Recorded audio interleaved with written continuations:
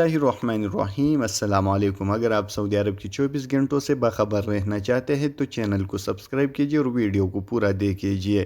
کوئی خلاف ورزی ریکارڈ پر ہو تو اقامے میں پروفیشن تبدیل ہو سکتا ہے کہ نہیں؟ تو اس حوالے سے سعودی عرب میں غیر ملکیوں کو جاری کیا جانے والے اقامی سیریل نمبر رجسٹریشن نمبر بھی کہلاتا ہے، جس سے تمام ضروری چیزیں اور معاملات منسلک ہوتے ہیں۔ اقامہ کی نمبر سے اقامہ ہولڈر کے بارے میں تمام معلومات حاصل کی جا سکتی ہیں۔ اقامہ نمبر ہی تمام چالان اور خلاف ورزیوں کا اندراج کیا جاتا ہے۔ امیگریشن قانون کے مطابق مملکت میں رہنے والے کسی بھی غیر ملکی پر کسی بھی نوعیت کی خلاف ورزی درج ہونے کی صورت میں سرکاری معاملات انجام نہیں دیا جا سکتا ہے۔ اقامہ کی تجدید یا دیگر معاملات کے لیے لازمی ہے کہ کس سسٹم میں غیر ملکی کے فائل پر کسی بھی نوعیت کی خلاف ورزی ریکارڈ نہ ہو۔ چالان ہونے کی صورت میں جب تک اس کو ادا نہ کر دیا جائے تب تک سرکاری معاملات کی انجام دہی نہیں ہو سکتی۔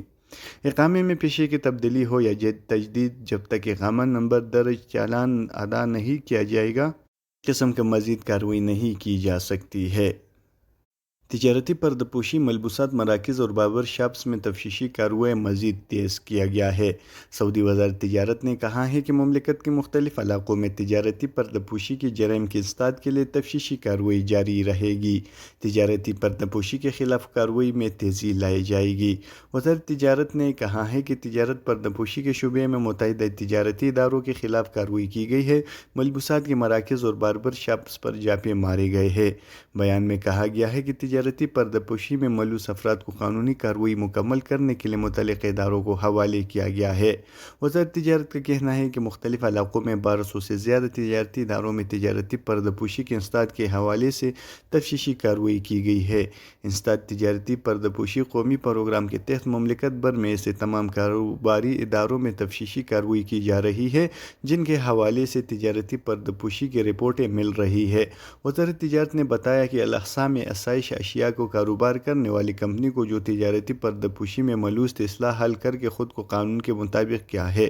کمپنی کا سالانہ آمدنی 12 ملین ریال سے زیادہ ہے۔ علاوہ اس سے وزارت افراد قوت سماجی بہبود کے انسپکٹروں نے بھی انسداد تجارتی پردپوشی قانون کی خلاف ورزی روکنے کے لیے کارروائی کی ہے۔ اخبار 24 کے مطابق وزارت افرادی قوت نے 16 فروری سے 1 مارچ تک مملکت میں 704 تفتیشی کارروائی کی ہے۔ وزارت افرادی قوت نے انسپکٹر کی تفتیشی مہم کا ایک ویڈیو کلپ جاری کیا ہے جس کی تعلق گاڑیوں کے اسپیئر پارٹس کی دکانوں، گاڑیوں کی اصلاح و مرمت کرنے والے ورکشاپ اور مختلف تجارتی اداروں سے ہے۔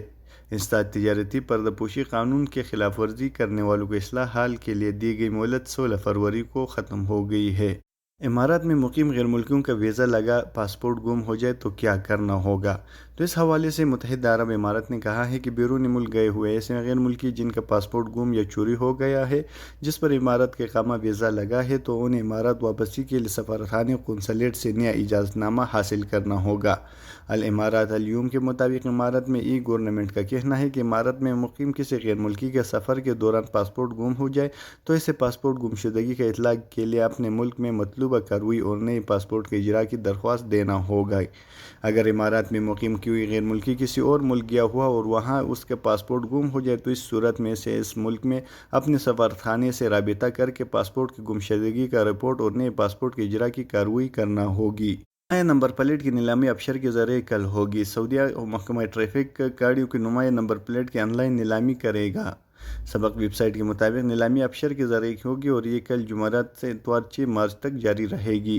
محکمہ ٹریفک نے کہا ہے کہ گاڑی کو نمایاں نمبر پلیٹ خریدنے کے خواہشمند اپنے ابشر اکاؤنٹ کے ذریعے پسند کے نمبر پلیٹ خرید کر سکتے ہیں۔ محکمہ نے کہا ہے کہ ابشر پورٹل پر مائی سروس پر جائیں، وہاں سے محکمہ ٹریفک پر کلک کریں، پھر نمایاں نمبر پلیٹ پر کلک کریں۔